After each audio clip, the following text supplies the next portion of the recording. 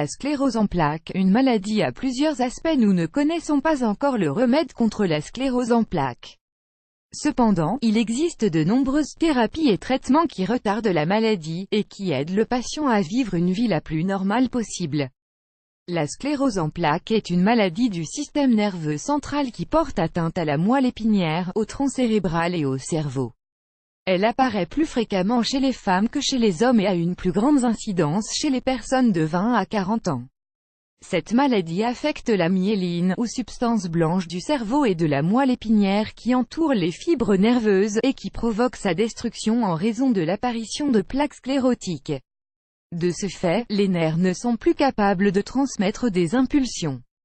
Les causes et les conséquences de la sclérose en plaques. Cette maladie apparaît lorsque la gaine de myéline est atteinte, cette substance qui entoure les neurones, et peut se produire sur n'importe quelle partie du cerveau en bloquant ou en altérant les impulsions nerveuses.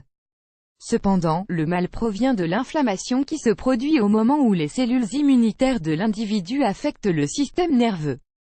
Certaines études affirment que la sclérose en plaques peut provenir de facteurs héréditaires ou d'un virus, selon l'influence de l'environnement. Cependant, on ne sait rien avec certitude sur son origine. Mais par contre, on sait qu'il existe un plus grand risque de développer cette maladie s'il existe des antécédents familiaux ou si une personne vit habituellement dans une partie du monde où la sclérose en plaques apparaît plus fréquemment.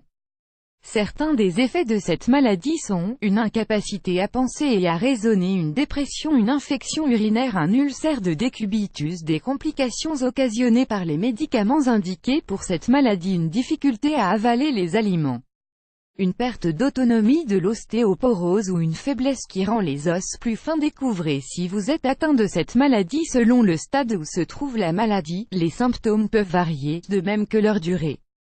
Certains symptômes persistent quelques jours ou quelques semaines, mais d'autres peuvent se prolonger sur des périodes de plusieurs mois. De plus, la sclérose en plaques peut réapparaître ou s'accentuer au fil du temps. Les expositions solaires, les bains chauds, les états fiévreux ou le stress peuvent favoriser la maladie et aggraver ses symptômes si celle-ci est déjà déclarée. Toutefois, comme il s'agit d'une maladie étroitement liée au système nerveux, les symptômes peuvent se manifester dans n'importe quelle partie du corps. En conséquence, les intestins, la vésicule, les muscles, les yeux ou d'autres parties peuvent être affectés.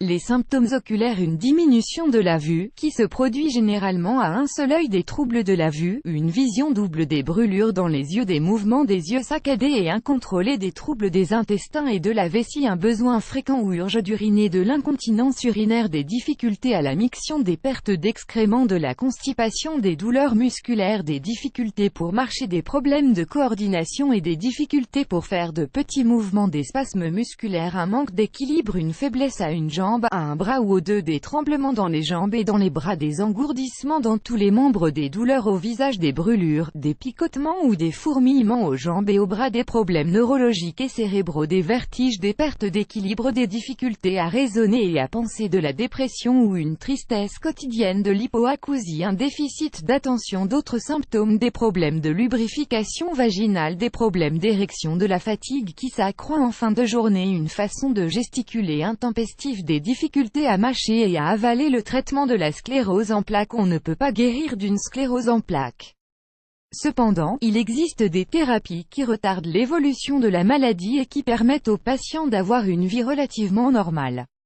Voici quelques-uns des médicaments qui sont utilisés: Fingolimod, Gilenya, de l'amantadine pour la fatigue. On peut prendre des antidépresseurs pour améliorer le comportement et le moral du malade. Les médicaments réduisent les problèmes urinaires: des benzodiazépines, du lioresal, baclofène, et de la tizanidine, Zanaflex, pour faire diminuer les spasmes musculaires, l'azatioprine, Imuran, le méthotrexate, le cyclophosphamide, Cytoxan, et l'immunoglobuline intraveineuse, IGIV.